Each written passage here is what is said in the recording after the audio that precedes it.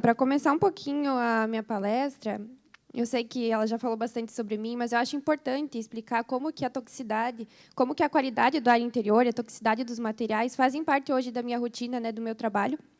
Eu me formei como engenheira civil, trabalhei bastante com obra, conferindo armadura, né? E, em 2018, eu fui contemplada com uma bolsa de estudos na Indonésia para estudar desenvolvimento sustentável. E eu voltei dessa viagem muito empolgada mesmo. Eu queria cuidar do planeta. E aí eu falei, nossa, como que eu vou cuidar do planeta, né? Me formei, aí fui trabalhar numa multinacional de papel e celulose, nada do que eu tinha, né, aprendido, como que eu vou aplicar isso. E aí, nesse tempo, acabei pedindo demissão da empresa, com toda a coragem no mundo, né? E queria trabalhar com sustentabilidade. Entrei no mercado, no final das contas, não encontrei um mercado muito aberto para isso. E, nesse caminho, eu encontrei a saudabilidade. Eu falei, opa, como que a gente quer cuidar do planeta se a gente não consegue cuidar nem de nós mesmos? Fala para alguém se preocupar com o planeta, que tem alguém doente da família ou que está doente. A gente não consegue ter essa preocupação. Então, foi aí que eu entendi que nós somos natureza. Então, eu pensei, opa, acho que eu tenho que dar um passo para trás e convencer as pessoas a cuidarem de si, porque assim elas vão cuidar da natureza também. Porque vocês vão ver que muitas dessas questões elas se conectam, né? Não é tudo, algumas coisas não, mas muitas elas se sobrepõem. Então, naturalmente, quando a gente cuida de nós, a gente está cuidando do planeta também. E foi aí que eu conheci a biologia da construção, que eu faço questão de trazer aqui, porque é uma ciência muito pouco conhecida, que faz parte hoje do meu dia a dia, e eu estudo, então, a relação dos seres vivos com a Terra. E o foco é entender como o ambiente construído afeta a saúde humana. Né? Na Europa, a gente já tem pós-graduação nesse assunto, no Brasil, a gente ainda está muito devagar, então, eu faço questão de que vocês pesquisem sobre o assunto também, porque a qualidade do ar interno está dentro dessa ciência. Então, entrando agora no assunto, né, que o pessoal já falou muito bem ontem, então algumas coisas eu vou passar um pouquinho mais rápido, mas a maioria das pessoas passa 80% a 90% do tempo em ambientes fechados, né, no ambiente interno. Então, a gente pode passar cerca de 40 dias sem ingerir alimentos, poucos dias sem tomar água, mas apenas alguns minutos sem respirar. E o que é o ar? Né, ontem o pessoal falou bastante sobre isso, trouxeram toda a composição do ar aqui, mas, em resumo, são gases, vapor de água e poeira. Mas a gente parte do princípio, dentro da biologia da construção, que a natureza é o padrão.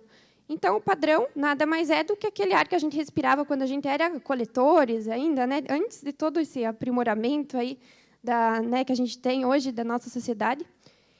Então, o que a gente tem que tentar voltar é para o padrão. Difícil nos dias de hoje, mas a gente tem que partir desse princípio. Tirando aquela situação que o Carlos apresentou ontem da caverna, né, que tinha a questão do fogo lá na caverna, que era a única preocupação que eles tinham. Quando eles estavam fora disso, estava todo mundo bem, todo mundo saudável, e ninguém ameaçado pela toxicidade.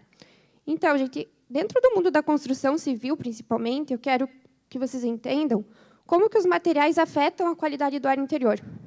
E quando a gente fala de construção civil, a gente está falando de todos os materiais que a gente tem dentro das nossas casas, dentro dos espaços que a gente vive, né? Seja no trabalho ou mesmo aqui onde a gente está hoje.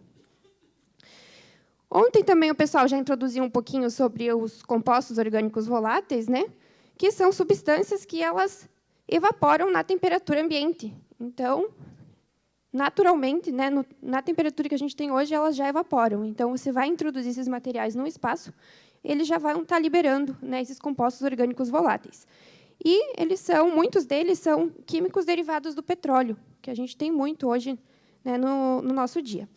E outro ponto importante, outra questão importante é o material particulado, que também foi comentado ontem, né, sobre a questão principalmente de incêndios, mas a gente tem também alguns materiais particulados que eles são liberados no próprio processo de construção, né, no próprio corte. Então, aqui é uma preocupação com os funcionários quando estão trabalhando, mas também alguns desses materiais eles acabam ficando também no espaço, né, depois daquele ambiente construído por ainda algum tempo.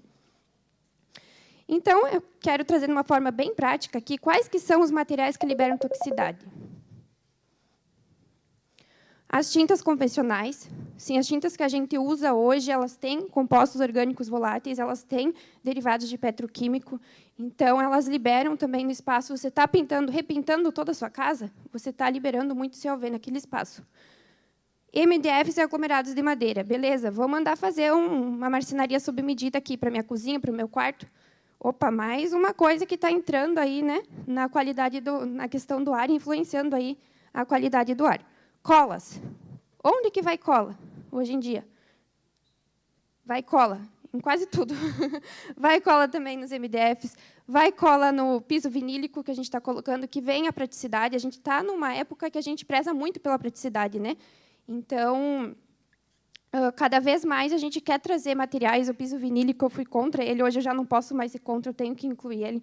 Então, vai piso vinílico, mas vai cola também nos pisos. Eu quero que vocês tenham a consciência de que esses materiais eles estão no nosso dia a dia e eles estão influenciando a saúde de vocês. Vernizes, muito COV. Verniz libera muito COV. Então, também, ter muito cuidado com os vernizes. Partículas de amianto, né? Todo mundo já sabe que o amianto é um material que não dá para ter mais hoje em dia nas casas, já não é permitido, né, as caixas de água de amianto, mas tem ainda casas que existem. Na retirada dessas caixas de água também tem que ter muito cuidado. Fotocopiadoras e impressoras também liberam material particulado. Então, o ideal é que ambientes, né, corporativos tenham esses aparelhos em salas separadas, não onde está todo mundo trabalhando. A gente tem também produtos de limpeza. Os produtos de limpeza, quando eu faço as medições, muitas vezes é por conta dos produtos de limpeza, que ficam altos níveis de formaldeído e os níveis de COVs. Então, a gente tem também nos produtos de limpeza muito petroquímico, né? Eles são também derivados do petróleo e, portanto, liberam esses compostos orgânicos. E os aromatizadores sintéticos, que a gente usa nos banheiros, e esse eu fiz questão de trazer para vocês aqui, só ocultei ali a questão da marca. Mas, o aromatizador de ambiente, eu quero que vocês aprendam a ler, ler os rótulos, porque aqui eu trouxe, e é muito claro o que eles trazem no rótulo de um aromatizador de ambiente normal, que a gente usa normalmente nos banheiros. Evite a inalação ou aspiração. Gente, eu fiz questão de pesquisar lá na IA o que é analação, né? Respiração. Absorver ou respirar substâncias através das vias respiratórias, seja por meio da respiração ou inalação. Então, eles estão trazendo um produto que eles mesmos já estão falando que é tóxico. Essa aqui é uma bula de um outro aromatizador também, que fala usar apenas em áreas bem ventiladas. E onde que a gente usa? Dentro de casa, no banheiro. O mau uso intencional de inalar solvente pode ser fatal. Então, a gente está usando o produto tóxico, é tipo caixa de cigarro isso aqui, né? Está falando que faz mal e a gente continua usando para ter um ar um pouquinho mais cheiroso. E o que eu quero que vocês entendam é que é um efeito acumulativo, né? Então, a mistura de todos esses compostos vão gerar um coquetel de compostos que vão se misturar e vão ficar naquele espaço, vão se somar. E outra coisa, se a gente entrar em contato com essas toxinas de forma pontual, tipo, entrei em contato hoje, entrei em contato amanhã, mas não, a gente entra em contato todo dia, isso vai se somando e vai sobrecarregando o nosso corpo, que chega uma hora que ele não consegue mais se proteger, né? Então, é importante vocês entenderem isso.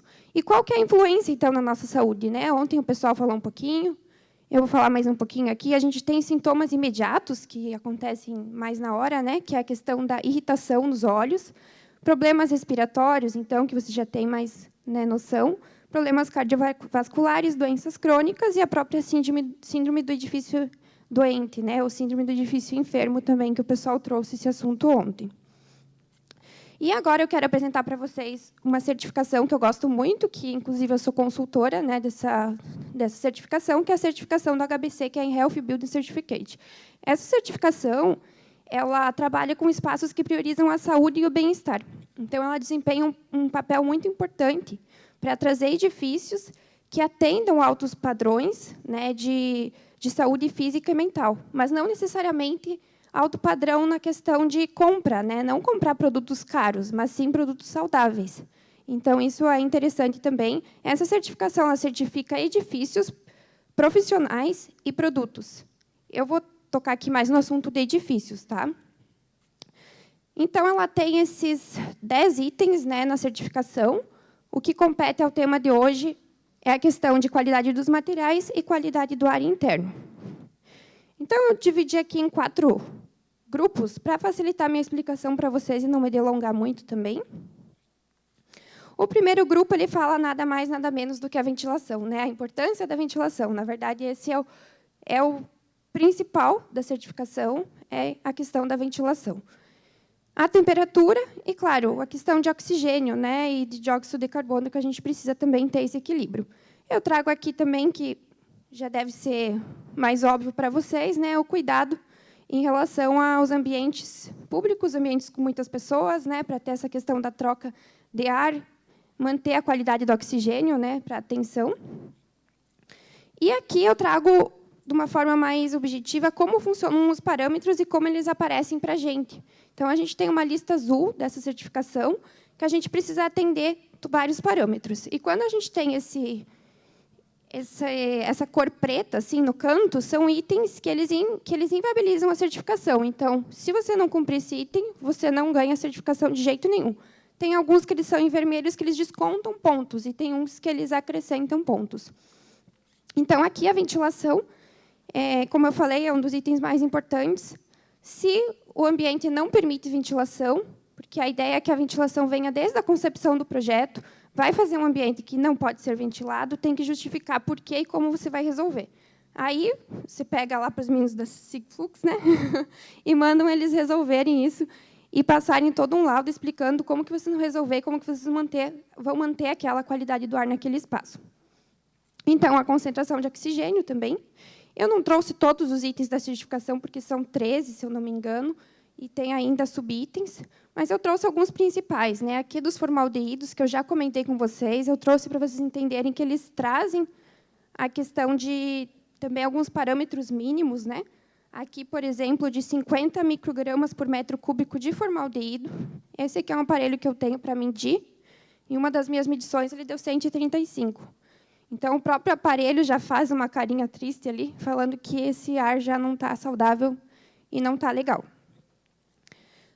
Aqui ele também traz a questão dos COVs, das máquinas copiadoras também, para ter esse cuidado, principalmente com a exaustão, das partículas e fibras, né, do próprio amianto, que eu já comentei. Aqui já vem a questão do mofo, né, que os meninos falaram ontem também, eu acho bem legal, e vocês têm que também ter muito cuidado, né, não certifica se o ambiente tiver mofo. Então, entra nessa questão de como evitar o mofo, né, como tratar o mofo, e traz também um adendo em relação aos materiais fungicidas. Ah, beleza, vamos colocar então tinta antimofo, vamos resolver tudo dessa forma, está tudo certo. Aqui tem que ter um cuidado, então. Se tiver material fungicida, você tem que apresentar para a certificação, né, para os certificadores, que substâncias essas tintas têm, porque algumas têm o triclosan, e o triclosan está relacionado a vários outros problemas de saúde. Então, não adianta resolver um problema gerando outros problemas, né? Então, eu trago essa atenção para isso. Então, aqui um resumo, né, desse item da certificação, que ele trata de mofos, bactérias e vírus. Eu não trouxe aqui todos para vocês verem, mas, em resumo, é isso. E a outra categoria que traz também no HBC, que é legal de vocês saberem, é sobre as cargas ionizadoras e sobre a eletricidade do ar, que o ar também acaba tendo essa questão e é um ponto também importante da gente dar atenção. Então, gente, o que a gente pode fazer? Né? Diante disso, o que a gente vai fazer com a qualidade do ar? Vamos, né, só ficar reclamando, vamos surtar, vamos se preocupar e vamos perder mais saúde ainda porque estamos preocupados? Então, eu quis ser um pouquinho objetiva aqui, trazer alguns exemplos simples que vocês podem aplicar até em casa, né, e instruir as pessoas. Antes de tudo, abrir as janelas, né? Quem tem janela em casa, criar o hábito de abrir as janelas, deixar o sol entrar, abrir a janela, deixar o vento entrar. Se não tem como, né, veja a questão de exaustão, de troca de ar. Trabalhe com a questão também, lembrar dos filtros, né, da manutenção também, que eu acho que o Rodrigo vai falar um pouco mais sobre a manutenção dos ares condicionados, então é importante ter essa manutenção regular. Priorizem materiais ecológicos, que não liberam COVs. Tinta mineral, a gente usa muito pouco, mas a tinta mineral é muito boa. Ela ainda permite que a parede respire, né? Hoje, a tinta convencional não permite a respiração da parede. E, além de ter a questão dos compostos orgânicos, né? E a tinta mineral acaba não sendo um alimento para o fungo. Então, é algo que precisa ser mais difundido. Cera de abelha também, para utilizar no local do verniz, né? É bem legal. E as plantas, gente? A gente subestima as plantas, mas tem até um estudo da NASA, depois eu vou apresentar um pouquinho, que fala muito da importância das plantas também, principalmente em ambientes internos residenciais, né? Eu sei que o pessoal aqui trabalha com troca de ar mais voltado também à indústria, e aí realmente tem que ter uma solução mais agressiva, né? Mas as plantas nos ambientes que a gente tem hoje em casa, elas ajudam muito. Então, a cada 20 metros quadrados, o ideal é que se tenha pelo menos uma planta para auxiliar nessa questão. Produtos de limpeza biodegradáveis, hoje a gente tem muitos no mercado, já faz uns 4 anos que eu trabalho com isso. Então, hoje a gente já tem muitos mais produtos no mercado que não têm os derivados do petróleo, né, os petroquímicos. Então, no mercado mesmo, eu já vi que tem vários para comprar. A alimentação saudável é uma coisa assim óbvia, mas assim as vitaminas elas ajudam a gente a lidar com essa toxicidade. Então é um contexto multidisciplinar. As próprias fibras naturais também elas ajudam com essa eletricidade que fica no ar. E a gente precisa também usar roupas com fibras naturais, tapetes, roupa de cama, enfim, né, voltar um pouco a isso. E o contato com a natureza, né, gente, também. Então, aqui eu trouxe rapidinho sobre a pesquisa, que fala das plantas dentro de casa da NASA, né, e a capacidade das plantas de purificar o ar. Então, as plantas elas absorvem esses CO2 pelas folhas e transportam para as raízes, onde os micro-organismos os convertem em nutrientes. Então, a gente tem plantas conhecidas, como a espada de São Jorge, a jiboia e o lírio da paz, que eles são eficazes contra o formaldeído. Eles têm a capacidade de filtrar, inclusive, benzeno e outros componentes aí tóxicos que eu achei legal de trazer para vocês aqui hoje. E o que eu convido vocês a fazerem, que é o que eles mais ensinam dentro do HBC, é pesquisar laudos e boletins técnicos, né? Você ir lá e olhar a FISPIC do produto, da tinta. Então, tem muitos vernizes que a gente vai olhar e, de um verniz para o outro, já tem uma diferença muito grande da quantidade que eles liberam de CO2. Então, vocês precisam, né, começar a olhar, questionar quando vai comprar alguma coisa, né, questionar, olhar esses rótulos para poder tomar uma melhor decisão de compra, seja no mercado ou seja, né, numa loja de material de construção ou fazendo alguma reforma. Então, o caminho é justamente esse: questione, pesquise e aplique. E o que eu quero trazer aqui para vocês é que toda e qualquer melhoria é válida. Então, é justamente aquela ideia de não surtar, né? É tanta coisa que a gente tem hoje para se preocupar, e entra no Instagram, cada vez tem mais um motivo para a gente se preocupar ou ficar incomodado, ou alguma coisa que vai matar a gente ou prejudicar a nossa saúde. Então, a gente tem que partir do princípio que toda e qualquer melhoria é válida. E aprender a ter paciência, porque é uma escadinha, né? A questão da qualidade do ar interior ainda é algo muito recente no Brasil, a gente está caminhando, mas cada vez que vocês questionam um fornecedor sobre o produto dele, qual cola que vamos usar no piso vinílico, né? Questione, vai comprar uma cola, questione quanto essa cola libera de CO2 no ar, né? Quanto essa tinta libera. E vai fazendo a tua composição, vai fazendo a tua receita de bolo, vai reduzindo alguma coisa ali, né? Às vezes reduz um pouquinho o açúcar, né? Vai colocar lá, ou coloca uma farinha integral, vai ajustando. Então, na questão da construção civil, a mesma coisa. Vai ajustando, vai procurando coisas mais saudáveis. Nem sempre a gente vai chegar no 100%, mas parta do princípio que toda e qualquer melhoria é válida. Aqui eu trouxe um pouquinho da Casa Cor, né, que eu fiz no ano passado. Foi um projeto bem legal. Eu trouxe coisas simples, porque eu pensei, como que eu vou aplicar a qualidade do ar? O espaço que eu tinha era pequeno, eu queria trazer os conceitos de saúde e qualidade de vida num espaço pequeno que, na hora que eu vi, eu falei, não tem nada que eu possa fazer aqui e falar sobre o meu propósito de trabalho. Mas, olhando um pouquinho mais de perto, o que eu fiz? Eu quebrei a parede e coloquei alguns cobogós para trazer o princípio da ventilação, trazer também essa questão do cobogó, é uma invenção brasileira também, então, trazer também essa questão da própria nacionalidade, né? E coloquei também alguns exaustores, né, para troca de ar, e coloquei exaustores mais potentes. E, no fim, aqui a gente tem uma projeção no teto de um videozinho que ficava passando. Essa que era uma das cabines dos banheiros. E do lado a gente tem um alçapão. Esse alçapão eu coloquei ele todo com filtro de carvão ativado também, para dar uma ajuda na hora que o ar estivesse circulando ali nesse espaço e passasse por isso para auxiliar na questão de odores, né, e auxiliar um pouquinho nessa filtragem. Então, as torneiras também, a gente acabou colocando filtro, saindo da caixa d'água para todas as torneiras, né, já não entra na qualidade do ar, mas entra na questão também do cloro, que hoje também o ideal seria que a gente colocasse esse filtro, né. E eu trago um incentivo para vocês, que, seja qual for o seu sonho, comece. Ousadia tem genialidade, poder e magia. Então, é isso, pessoal. Muito obrigada.